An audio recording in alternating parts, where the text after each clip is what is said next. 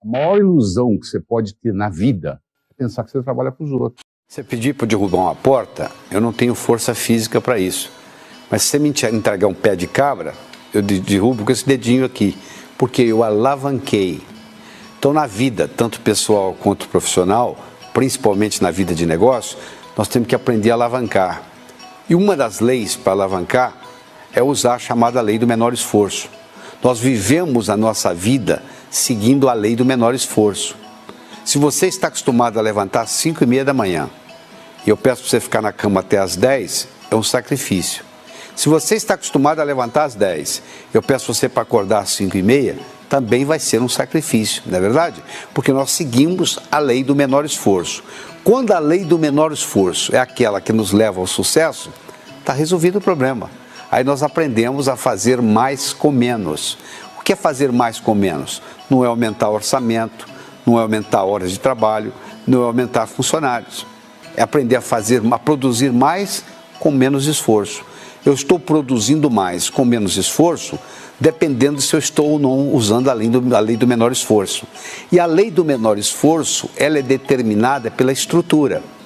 Se você está numa sala e tem uma porta e uma janela, você provavelmente entra na sala pela porta. Você poderia entrar pela janela, claro, mas uma vez ou outra de brincadeira. No cotidiano, no dia a dia, a cada momento que você entra na sala, você não vai entrar pela janela, você vai dizer, dá muito trabalho, eu prefiro entrar pela porta. E se você entrou por aquela porta, e se é a única porta, você provavelmente vai sair por ela também. O que você está fazendo? Você está usando a lei do menor esforço. Então você tem que fazer a seguinte avaliação. Qual é a minha lei do menor esforço para mim? É uma lei de menor esforço que me leva ao sucesso? É uma lei de menor esforço que me leva ao fracasso? Porque a força de vontade em si não vale nada. Eu vou lhe entregar uma bola de futebol cheia e vou solicitar para você mantê-la no fundo da piscina. Por mais força de vontade que você tenha, vai chegar uma hora que você vai cansar, a bola vai flutuar. Por quê? Bola de ar, de futebol cheia de ar, a tendência é flutuar. Se eu te entregar uma barra de chumbo e você segurar na piscina, para não deixar ir para o fundo, vai chegar uma hora que você vai cansar, a barra vai descer. Uma barra de chumbo, o menor esforço para ela é descer, enquanto para a bola é flutuar, para a barra de chumbo é afundar. Então você tem que, em vez de você ficar usando a força de vontade, que não resolve nada, você tem que mudar a sua estrutura psicológica de modo que a lei do menor esforço funcione a seu favor. Ou seja, aquilo que você vai fazer com menos esforço vai levar você até onde você quer ir. Você sabia que quando uma pessoa está deprimida, em geral ela pensa em preto e branco?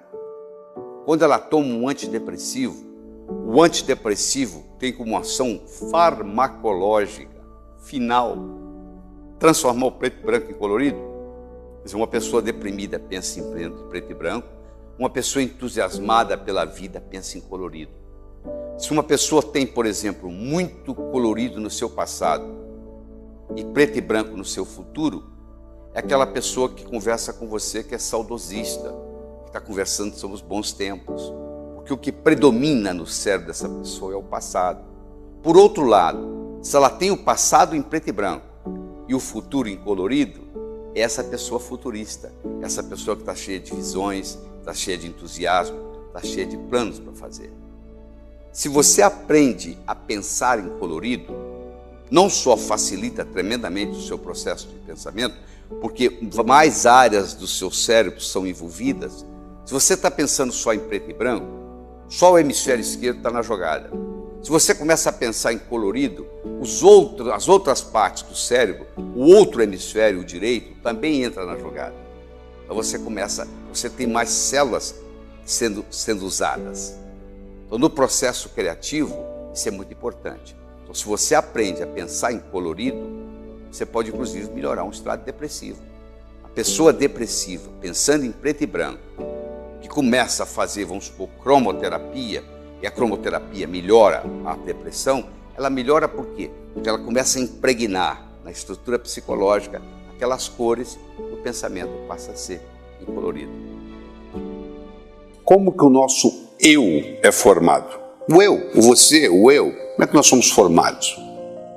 Nós somos formados através da influência que nós temos na infância, de pais, de avós, de vizinhos, de um filme que você assistiu, de um herói, um super-herói. Então, como é que eu fico sabendo quem é que teve mais interferência sobre mim? Foi o meu pai ou a minha mãe? É uma boa pergunta? Eu pergunto para você, quem interferiu mais na sua vida? Quem interferiu mais nas suas crenças? O seu pai ou a sua mãe? Você quer saber como é que você resolve isso? Às vezes você já sabe, mas vamos supor que você esteja em dúvida. Ou quem teve mais interferência na minha vida? Foi meu pai ou foi minha mãe? Então eu vou lhe fazer uma segunda pergunta. Quem você tinha mais necessidade de agradar? Aquela pessoa que você tinha mais necessidade de agradar foi provavelmente aquela que lhe passou mais crenças. Claro que você pode obter crenças diferentes de diferentes pessoas. Você pode ter obtido a crença de dinheiro do seu pai, a crença de saúde da sua mãe, a crença de velhice do seu avô, a crença de Deus da sua avó. Ou seja, o nosso eu, o que é você hoje, o que sou eu hoje, nós somos um somatório da nossa experiência de vida e fomos criando, fomos formando esse eu, da televisão, do filme, do herói, do pai, da mãe, da professora, que às vezes teve uma influência muito grande sobre nós, às vezes até uma vizinha. Às vezes uma vizinha sua teve uma influência grande no modo como a sua personalidade é hoje. Então a nossa personalidade vai sendo criada de acordo com essas influências que nós vamos tendo em momentos especiais, principalmente momentos emotivos. O que faz a gente guardar é a emoção. Toda a memória que você tem, se eu perguntar para você qual é a memória mais remota que está na sua cabeça, você vai ver que se você sair procurando, lá você vai encontrar que tem alguma coisa de emoção, ou agradável ou desagradável. Se for agradável demais ou desagradável demais, isso cria como se fosse uma cola, que cola essa memória e ela fica ali. Então nós fomos colando isso aí, fomos fazendo isso e vamos formando esse eu. Mas eu tenho uma boa notícia. Ninguém é condenado a ser quem sempre foi. Vou falar de novo. Ninguém é condenado a ser quem sempre foi. Eu posso a qualquer momento mudar essa influência que eu tive. Se a influência que eu tive está servindo, está dando um resultado desejável, muito bem, eu permaneço com ela, não tem nada errado. Agora, se ela não está me servindo mais, está na hora de eu mudar. Eu tenho que constantemente estar fazendo um processo de atualização no meu eu, porque como o mundo está mudando, eu também tenho que mudar, não é verdade? Senão não funciona. Você não começa uma construção pela parede nem pelo teto, não é verdade? Você começa por onde? Pela base. Tudo começa pela base. É o que nós estamos fazendo aqui nesse programa.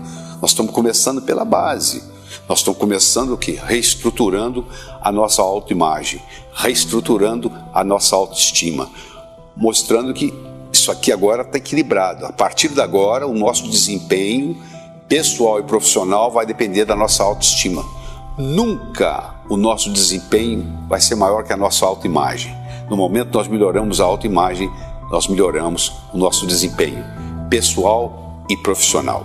Porque para fazer isso, você tem que limpar o seu passado, cancela, deixar tudo certinho. Ah, mas não interessa. O seu pai, a sua mãe fez o melhor que eles sabiam. Eles não sabiam o que eles não sabiam. Eu trabalho com desenvolvimento cerebral há 27 anos. Todas as vezes que eu ofereci para um cérebro 2 ou mais opções, ele sempre escolheu a melhor. Posso lhe garantir que os seus pais fizeram o melhor que eles sabiam fazer para você naquele momento. Ponto. Eles não fizeram o melhor porque não sabiam. Se eles não sabiam, não tem nada que culpar. Essa história de você ficar no blá blá blá do passado não resolve absolutamente nada. O passado já passou, não tem nada que você possa fazer. Bom, aqui você está. Nós agora vamos começar a fazer um planejamento de futuro. Chega de falar de passado. Vamos conversar sobre o futuro. Vamos conversar como é que nós podemos realmente, no nosso dia a dia, sermos co-criadores da nossa existência. Lá na Bíblia já diz isso, que nós somos co-criadores da nossa existência. Ou seja, nós temos a nossa responsabilidade. Nós ganhamos de presente a dádiva da vida. Esse é o maior presente que nós recebemos. O resto agora corre por nossa conta. Nós temos que fazer a nossa parte, não é ficar só pedindo, não. Você conhece a história daquele sujeito que toda manhã ele ficava orando: meu Deus, meu Deus, meu Deus, deixa eu ganhar na loteria, deixa eu ganhar na loteria. Um dia Deus perdeu a esportiva e gritou lá de cima: pelo menos compra o bilhete, pelo menos faça a sua parte. Você fazendo a sua parte, tudo funciona bem. Só que a pessoa fica com a energia amarrada no passado e perde a oportunidade. Ou está muito amarrada no passado, ou está muito preocupada com o futuro. E sabe onde é que acontece a vida? No aqui e agora. Eu quero conversar com você sobre a diferença entre pedir, solicitar e agradecer. Muitas vezes nós ficamos pedindo as coisas para Deus. Na realidade, nós devíamos estar agradecendo, não é verdade? Porque aquilo que nós necessitamos, nós já temos. Você imagina se você tivesse um filho, que toda vez que ele visse, ele solicitasse alguma coisa. Você ia falar assim, ó, já veio o pidão de novo. Você ia começar a evitá-lo. Nós somos 6 bilhões e meio de pessoas. Você já pensou todo mundo pedindo? Na realidade, o que nós devemos fazer é agradecer, é manifestar gratidão. Agradeça aquilo que você tem para obter aquilo que você quer. A gratidão é a mãe de todas as virtudes, porque ela funciona como se fosse uma cibernética. É como se fosse um processo de realimentação. Você sabe, se você colocar na temperatura de uma sala, no termostato 21 graus Celsius, a temperatura vai ficar em torno de 21, porque a temperatura da sala vai fornecer para o termostato a informação de que a temperatura está daquele jeito que deveria de ser ou não. A gratidão é o modo da gente dizer para o universo, ó, eu estou satisfeito, eu tenho que agradecer aquilo que tem e gostaria de ter, e também agradecer aquilo que eu não tenho e não gostaria de ter. Mas eu tenho que fazer isso, não é só da boca para fora, não. A linguagem, ela só tem força, solicitando ou agradecendo, quando aquilo que sai da minha boca, na forma de palavras, tem um reflexo no meu cérebro na forma de imagens. A minha linguagem só é poderosa quando ela está gerando imagens. Então você tem que prestar atenção naquilo que você fala, mas de uma forma que à medida que você vai falando, você vai gerando a correspondência linguística no cérebro. Então não adianta, por exemplo, eu estar falando só e não dá tempo de comunicar para o meu cérebro essas imagens. Ela não tem o mesmo impacto. Por exemplo, se eu vou fazer uma afirmação, que você sabe que hoje existem estudos mostrando o poder da afirmação. Se eu fizer uma afirmação só da boca para fora, eu vou provar que a afirmação não tem valor nenhum. Mas se eu fizer uma afirmação e cada vez que eu faço a afirmação, eu deixo gerar no meu cérebro a imagem correspondente à linguagem daquela afirmação, aí isso sim tem impacto. Aí você começa a ver que faz uma diferença. Se você começar a fazer afirmações negativas, Deus, você não quer nem pensar nisso, né? Engraçado, se eu falo que é para você pensar negativo, você fala, não quero. Agora, muitas vezes você discute se o pensar positivo funciona. Ninguém quer pensar desgraça, né? Porque se pensar desgraça pode acontecer, né? Quer dizer, essa parte a pessoa acredita. Não, eu não vou pensar desgraça para não acontecer. Agora é a parte positiva, ou é o outro lado da moeda.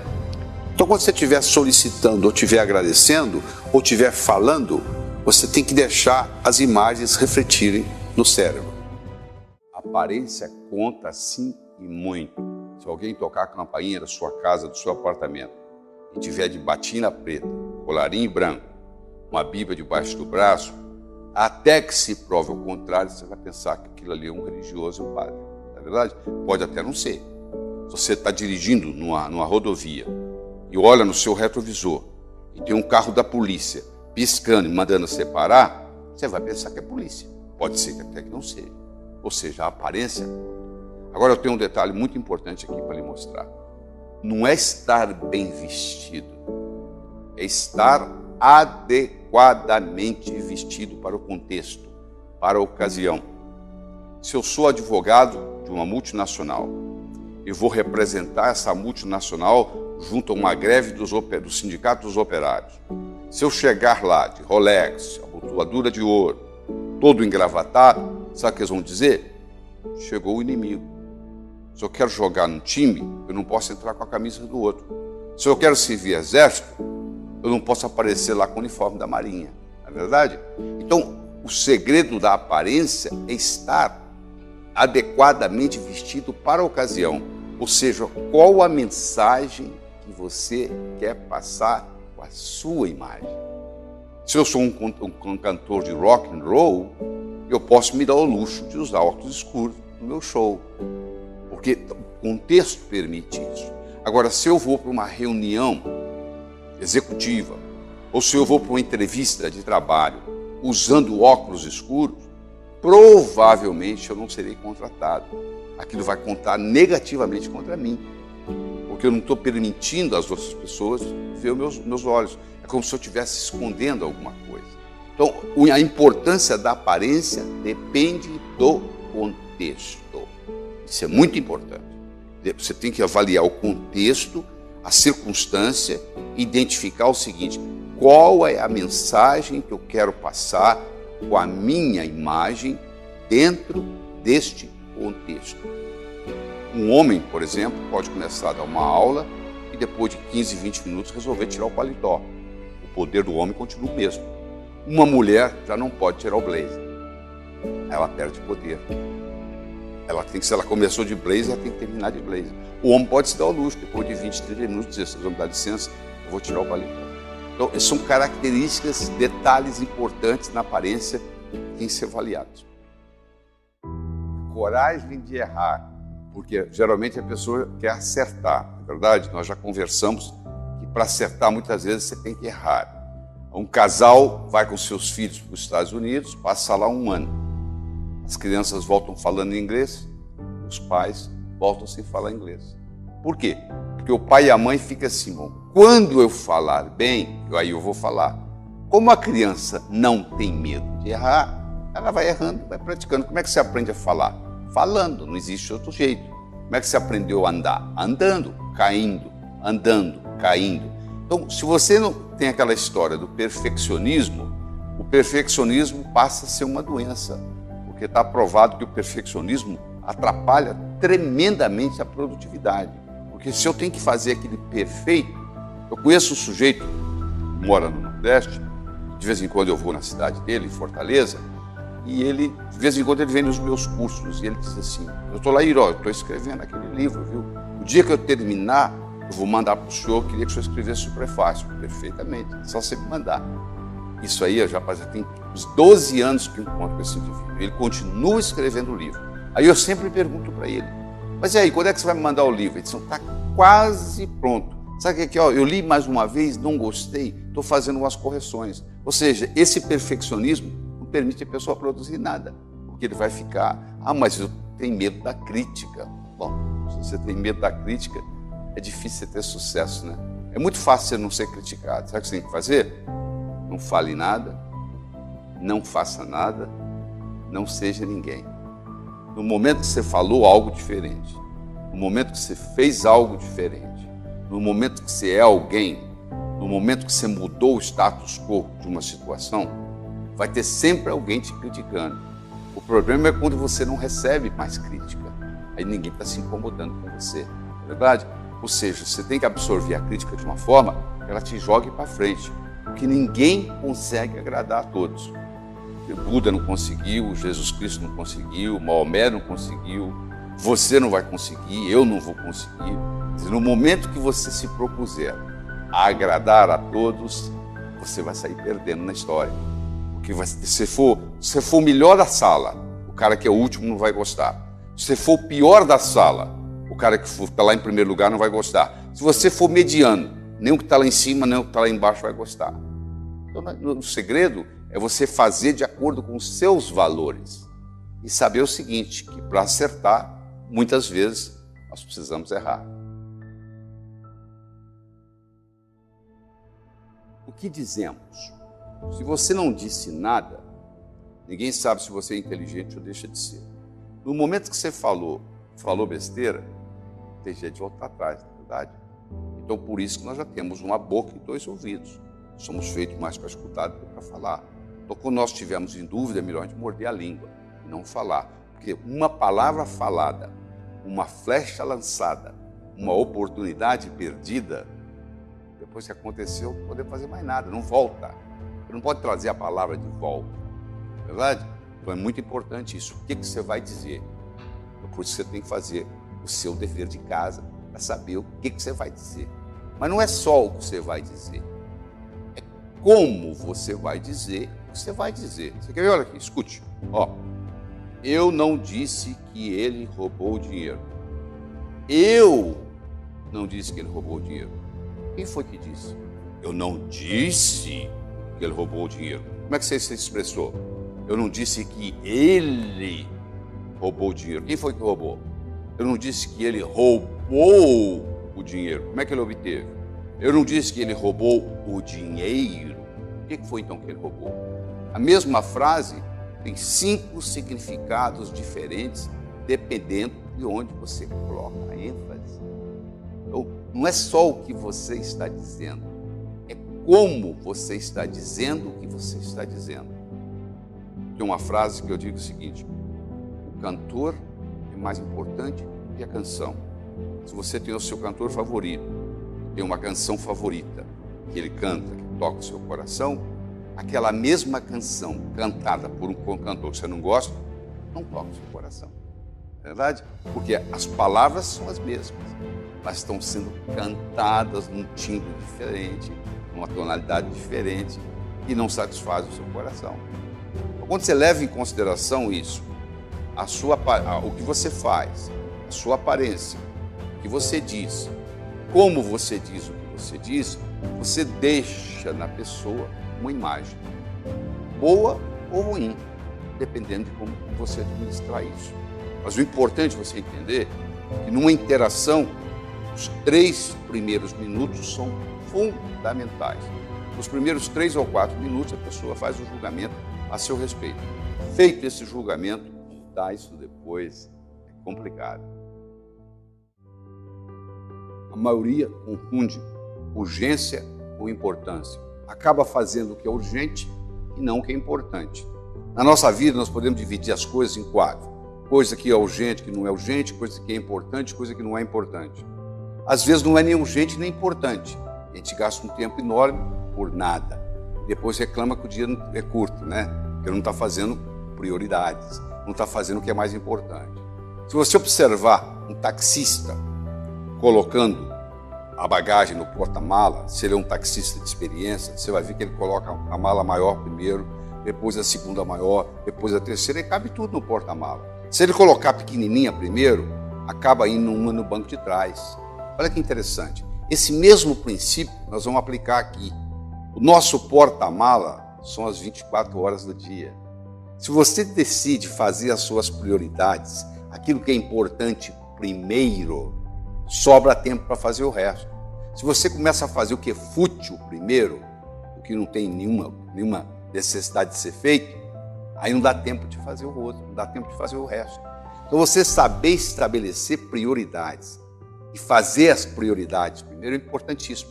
Por exemplo, se você tem uma coisa que é importante, mas não é urgente, e você se dedica tempo a fazer aquilo, você vai fazer sem estresse, sem urgência, sem nada. Você tem que declarar seu imposto de renda, né? Porque você não declara ele em fevereiro. Você vai conversar com o seu contador, ele está desocupado, não tem ninguém telefonando para ele. Em abril você vai ter que entregar o imposto de renda de qualquer jeito, não vai? Faça ele em fevereiro. Você vai ficar muito mais tranquilo se você deixar para a última semana. E aí o seu contador não vai poder lhe atender, porque aí virou urgência. Em fevereiro era importante, mas não era urgente.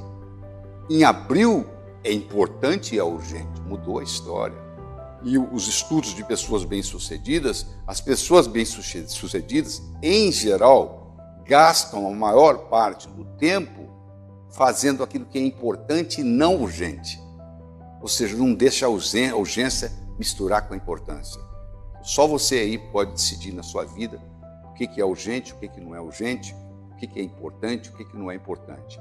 Começa por aquilo que é importante, mas que não tem tanta urgência. Você vai trabalhar tranquilamente no processo, não vai precisar acelerar nada. Aí você vai se autorrealizar. Porque geralmente você está trabalhando com urgência, geralmente você está tão preocupado em terminar que não dá para aproveitar a jornada. Você está preocupado no destino. O destino é importante, sim. A jornada é importante também. Não tem um mais importante que o outro. A jornada é importante, o destino é importante. Uma crença, uma vez estabelecida, tem como função única e exclusiva se perpetuar. Se você não fizer nada, ela fica o resto da vida, porque o cérebro não pode lidar com mais do que 5 a 9 informações de cada vez. Você não estava prestando atenção na ponta do seu nariz, até que eu falei, nem no dedão do seu pé direito, nem no lóbulo da sua orelha esquerda. Não dá para ficar prestando atenção em tudo. O cérebro decide o que é mais importante, comunica para a substância reticular ativadora ascendente, funciona como se fosse uma secretária executiva do cérebro, e a partir daí ela coordena. Se não houver essa modificação, não adianta nada. Se você é do sexo feminino, já é mãe, quando você estava grávida, você via muito mais mulher grávida no shopping do que você vê hoje. Por quê? Porque você estava mais ligado em gravidez. Quando você comprou aquele seu carro novo azul, de repente nas ruas da sua cidade, mais carros iguais àqueles estavam circulando. Já estavam lá, só que você não percebia. Então as nossas crenças determinam as nossas percepções, determinam as nossas ações e determinam as nossas manifestações. Até bem pouco tempo pensava-se que para você modificar uma crença era uma coisa muito complicada. Você tinha que fazer um processo psicanalítico de muitos anos, etc. Com o desenvolvimento da neurociência, descobriu-se que a coisa é bem mais simples. A tecnologia foi facilitada no seguinte modo, que por trás de uma crença existe uma metáfora. Por trás de uma metáfora existe um ícone. Se eu modifico o ícone, eu modifico a metáfora. Se eu modifico a metáfora, eu modifico a crença. Se eu modifico a crença, eu modifico a ação. Se eu modifico a ação, eu modifico a manifestação. Isso ficou muito mais simples. Então, isso é boa notícia essa, né?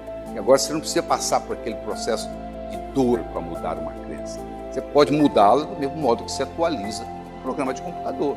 Você está utilizando o programa, vem uma atualização, você faz o download e atualiza o seu programa de computador numa boa e começa a ter novas habilidades com essa atualização desse novo programa. O programa continua fazendo aquilo que fazia e mais alguma coisa. Não é para isso que serve a atualização? Eu não estou dizendo para você descartar crenças da sua vida. Eu estou dizendo para você acrescentar crenças importantes. E à medida que você vai acrescentando as crenças importantes e úteis, aquelas inúteis, elas vão desaparecendo por si só. Você não precisa se preocupar com elas. Na medida que elas não forem sendo utilizadas, elas vão sendo apagadas do cérebro. Se você não utiliza uma crença por muito tempo, ela acaba apagando. Você começa a utilizar uma nova, ela começa a criar uma rede neural nova, mais poderosa. Noivo e noiva se apresentam perante o juiz e o juiz diz: eu declaro vocês marido e mulher. A mulher levanta a mão e diz: seu juiz, mudei de ideia, não quero me casar mais. Sabe o que ele vai dizer? Tarde demais. Você agora tem que se divorciar. Eu já fiz a declaração. As palavras já saíram da minha boca. Não posso voltar atrás. Declaração cria a realidade. Criou uma realidade jurídica desse casal. Não é verdade? Agora, se ela tivesse convidado o vizinho dela que trabalha no banco para fazer essa declaração, ela não estaria casada. Porque o vizinho não tem autonomia, não tem autoridade para declarar marido e mulher. Para você fazer uma declaração, você tem que ter autoridade sobre aquilo que você está declarando. Eu agora pergunto, quem tem mais autoridade sobre você? Eu espero que você tenha respondido você mesmo. Quando você tinha 5 anos de idade, quem mandava em você não era você, eram seus pais. Mas se você já é adulto, hoje quem manda em você é você. Ou então você tem todo o direito de declarar coisas a seu respeito. A declaração tem que ser agora, não é eu vou declarar, eu declaro que vocês serão casados. Não existe declaração de futuro, ela é agora. É do que é e não do que não é. Eu declaro que vocês não são mais solteiros. Isso não existe. A declaração, quem declara tem que ter autonomia, ela tem que ocorrer no aqui e agora, e tem que ser o que é e não o que não é. Então, se o meu pai me chamava de estúpido, e eu comecei a me sentir estúpido e acreditei que era verdadeiro, eu não tenho que ficar com esse sentimento de estúpido o resto da vida. Eu posso dizer, eu declaro ser inteligente. Eu passo a fazer o que gente inteligente faz, eu passo a ter inteligência. Entendeu? Então você faz uma lista daquilo que você se acha limitado, você encontra o oposto daquilo, você faz uma declaração, mas não é só da boca para fora, não. A declaração ela tem força quando o que está saindo pela boca, as palavras, dá uma reflexão de imagem, de ícone no cérebro.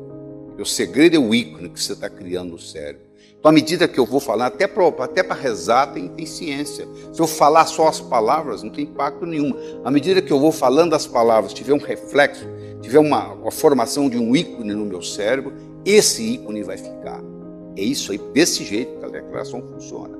Então, isso aí é um caminho para nós podermos usar a habilidade de sermos humanos. O que nos faz humanos e nos separa dos outros animais é que nós somos animais linguísticos. Linguagem cria a realidade e nos faz humanos. E declaração é uma habilidade de linguagem. Só quem tem linguagem pode declarar. Faz parte do espírito humano crescer. Somos ambiciosos por natureza. Ambição não é a mesma coisa que cobiça, são coisas diferentes. A ambição saudável é você crescer e deixar que os outros cresçam. Existe uma palavra japonesa chamada Kaizen.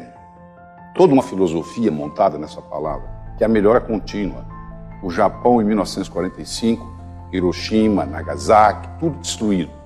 Hoje, per capita, está entre os 5 melhores do mundo. O que trouxe o Japão, um arquipélago de mais de 3.000 ilhas, você imagina o que é gerenciar um arquipélago, a essa posição.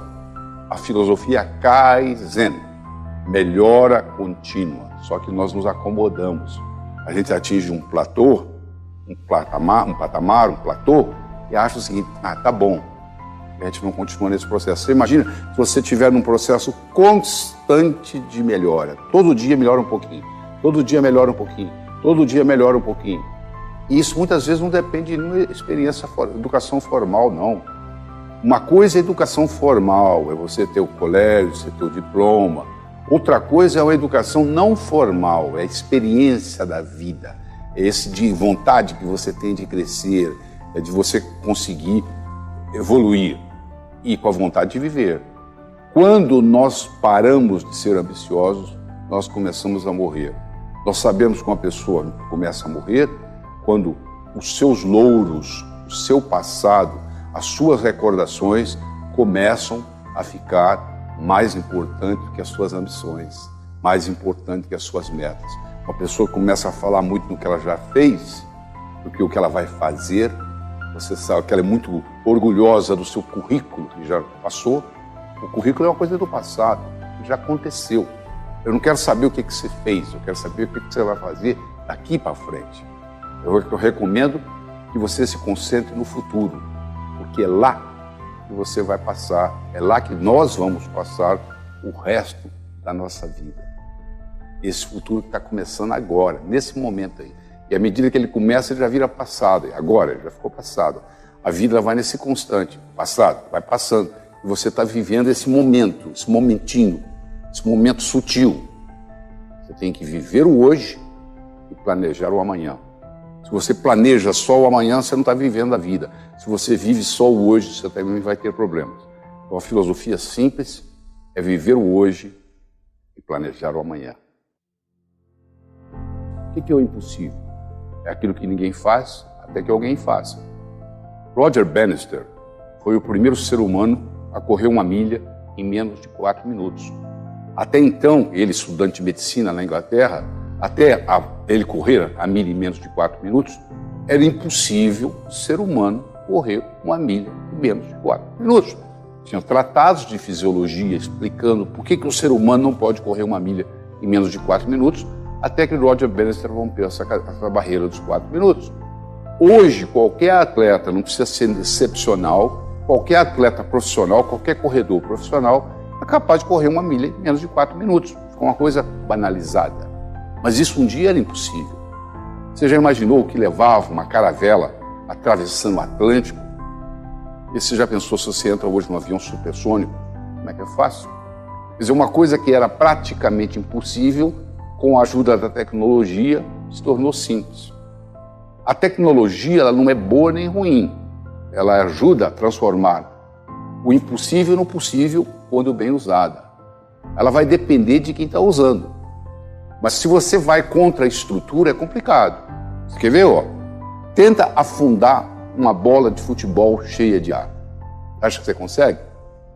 Por quanto tempo? Vai chegar uma hora que a sua mão vai doer, você vai soltar a bola. Sabe por quê? Porque a estrutura de uma bola de futebol cheia de ar é para flutuar e não para afundar. Uma barra de chumbo, a estrutura é para afundar na água e não para flutuar. Se você quiser segurar a barra de chumbo na superfície da água, você vai cansar. Se você quiser segurar a bola de futebol no fundo da piscina, vai chegar uma hora que você vai cansar e vai soltar. A estrutura determina a função. Você entra na sua casa todos os dias por a porta naquele lugar que a porta está. Você podia até entrar pela janela, mas é mais complicado. Você entra por onde está a porta. Quando você for sair, eu vou prever que você também vai sair por aquela porta. Então, para você fazer uma modificação, transformando o possível aquilo que é impossível, muitas vezes você tem que modificar a estrutura. Às vezes você tem que modificar a própria estrutura psicológica. Porque no momento que você modifica a sua estrutura psicológica, você não precisa de força de vontade. Em 1953, eles entrevistaram todos os formandos da Universidade de Harvard. Em 1973, eles reentrevistaram quem estava vivo. Em 1953, eles fizeram várias perguntas. Uma delas era a seguinte: o que você vai fazer nos próximos 6 meses, 1 ano, 5 anos, 10 anos, 15 anos depois de formado? Você imagina uma pergunta dessa para um jovem se formando. A maioria não tem a menor ideia. Uma pequena minoria tinha uma ideia do que ia fazer. Uma minoria menor ainda, ou seja, 3%, tinham por escrito o que eles iam fazer nos próximos 6 meses, 1 ano, 5, 10, 15, 20 anos. 20 anos depois, 1973, quando reentrevistados, esses 3% que tinham por escrito o que iam fazer na vida, valiam mais financeiramente do que os 97% juntos. Pô, eles foram estudar, poxa. O que isso tem de diferente? Será que tem inteligência diferente? Não era. Background familiar, vem de famílias diferentes, fazia diferença. Pô, notas melhores? Não. A única variável que era estatisticamente significante é que essas pessoas tinham colocado por escrito o que queriam fazer. Coisas importantes vão para o papel. Você não vai num banco, aperta a mão do gerente e sai com dinheiro. Você vai ter que assinar. Você deve. Você não compra uma casa e fica no papo. Você tem que assinar. Você não casa, você tem que assinar. As coisas importantes vão para o papel, inclusive suas metas. Uma coisa é você pensar na meta. Outra coisa é você passar a meta para o papel. Nesse processo de passar do cérebro para a mão, faz uma diferença enorme. Você realmente se conscientiza daquilo que você quer fazer. Então, de vez em quando, você tem que escrever as suas metas. Você tem que colocar para você mesmo, para você ver fora de você. Porque enquanto você está pensando, o processo está dentro de você. E você tem que se colocar no que se chama uma posição meta com relação às suas metas. Parece um pleonasmo, né? Mas não é não. É se colocar numa posição meta com relação às suas metas. Ou seja, você tem que ser um observador daquilo que você vai fazer. E o jeito de fazer isso é passar do cérebro para a mão. Então, a nossa recomendação hoje é a seguinte: escreva, coloque no papel aquilo que você realmente quer atingir na vida. Porque tem estudos, inclusive esse que eu citei, provando que é assim que funciona. Howard Gardner diz que nós temos 9 tipos de inteligência. Essa que eu vou conversar não está na categoria dele, mas é muito prática. É a inteligência financeira. Você deve conhecer gente que tem mestrado, doutorado, pós-graduação em tudo, não consegue pagar o aluguel, tem que pegar o dinheiro emprestado com um cunhado. Você conhece gente que mal sabe escrever o nome e que está muito bem financeiramente, obrigado. Você já parou para pensar qual é a diferença? É porque aquele muito intelectual, ele ficou tão intelectual, ele vive num mundo tão abstrato, ele não consegue ganhar dinheiro. E o outro é mais pragmático, é mais objetivo. Então, essa riqueza, ela depende de uma inteligência. Primeiro, ela depende de uma ambição, né? Porque tem gente que simplesmente não quer. Não, dinheiro eu não quero. Então já é um problema de crença. A crença é muito importante. Os nossos atos dependem de nossas crenças. Se você tem uma crença positiva, você vai ter uma atividade positiva, um resultado positivo. Se você tem uma crença negativa, você vai ter uma ação negativa com relação àquilo, você vai ter um resultado negativo. Porque o seu resultado depende da sua, não só da sua crença, mas depende fundamentalmente da sua crença. Então a primeira coisa que nós temos que mexer nas crenças. Tem gente que tem muita crença errada e negativa com relação a dinheiro. Eu recomendo você ler um livro meu chamado Enriquecer, Ambição de Muitos, Realização de Poucos, onde nós trabalhamos nessas mudanças de crença. É uma coisa que não se muda da noite para o dia. Tem que ser trabalhado, pensado, repensado, ouvido. Bom, isso é uma parte do processo. É você acreditar que é possível. Mas só acreditar não é o suficiente. Aí você tem que ter a parte da estratégia, a parte de como fazer, o como fazer. Porque a crença explica o porquê, o que fazer. Agora, a prática, a tática, a estratégia, a tática, o operacional, explica o como fazer. Então tem que ter os dois componentes. Tem que ter o direito e o esquerdo, um lado e outro. Por isso que o nosso cérebro tem dois hemisférios, o esquerdo e o direito. Eles têm funções diferentes, propriedades diferentes, que quando combinados fazem uma sinergia. É quando 1 mais 1 é maior que 2. Você pode ter 1 mais 1 menor que 2, 1 mais 1 igual a 2, 1 mais 1 maior que 2. Na relação humana, a aritmética pode ser modificada. 1 mais 1 pode ser igual a infinito. Essa é a grande verdade. Então, quando você combina essas atividades, faz uma diferença enorme. Principalmente no que diz respeito à inteligência financeira. Que pode ser estudada, que pode ser melhorada, que pode ser desenvolvida. Ou seja, o seu coeficiente financeiro, você não tem que ter o mesmo. Você não está condenado a ser quem sempre foi financeiramente. A qualquer momento, isso pode ser modificado.